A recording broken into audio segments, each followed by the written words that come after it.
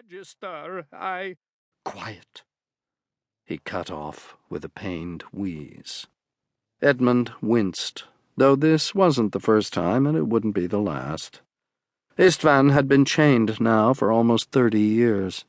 20 of those spent locked away in the demon's chamber, the 12th hour's most secure prison. Edmund had gone to visit him sometimes.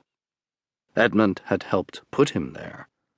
He hadn't expected to feel bad about it, but that was a hard feeling to avoid when a man seemed earnestly happy to see you again, invited you to coffee, and then was marched away to be magically shackled hand and foot, bound so tightly that he could barely move before he was abandoned alone. The 12th hour had only agreed to release him so he could help with the overflow of wounded during the Wizard War. Later, so he could fight. Edmund was responsible for that, too. He'd held those chains once. Only the Magister could give Istvan orders. Mercedes, Edmund began in the new silence. Those men were Triskelion mercenaries. Those don't come cheap, and they were hired by someone with enough resources to provide a working method of teleportation, magical or otherwise. That might even have been their payment. Bernold devices or not, our cameraman just got a lot more dangerous. She gazed at him a moment. The pen tapped on the desk. I'm going to need Istvan's help, Edmund said. The ghost cast him a grateful look. Remember, Mr. Templeton, Mercedes replied. Without you, our field of operations has been limited. The number of people trying to use what they don't understand has grown, along with the notion that we shouldn't be hoarding the dangers that we do. Even now there are forces who would seek to have us removed altogether. Regardless of whether you intended it or not, the Hour Thief has become representative of all wizards, and I expect you to comport yourself as such.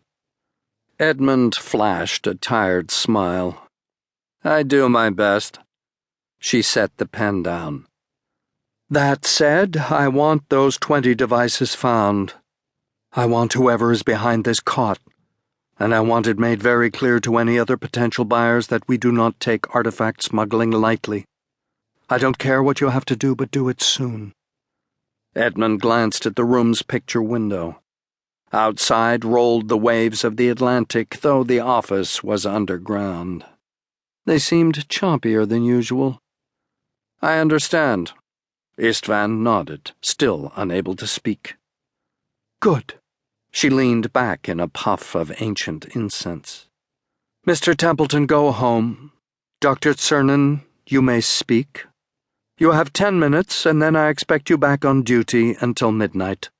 Yes, Magister, said Istvan. His voice was raw. You are both dismissed. She reached in a pocket for her phone, tapping a quick tattoo on the screen. See to it that this incident is added to the wall. Istvan started out before Edmund did, turning stiffly on his heel like the military man he had become. Edmund scrubbed at his aching eyes and followed, instinctively avoiding ghostly barbed wire. It really could have gone better. He'd taken some time to get over the worst of it, but he could still taste a heavy bitterness in the back of his throat. Being gassed was like drowning. He'd drowned once. The door shut and latched behind him with 7 ratcheting clicks. Mercedes' office, and the office of all 8 of her predecessors, sat at the end of a long hall, leading back towards the library and opposite the vaults, lit by wrought iron lanterns. Photographs of 12th hour magisters and membership hung in alcoves spaced every few feet or so, one for every 5 years of the cabal's existence. The first held 7 pictures and was dated 1895.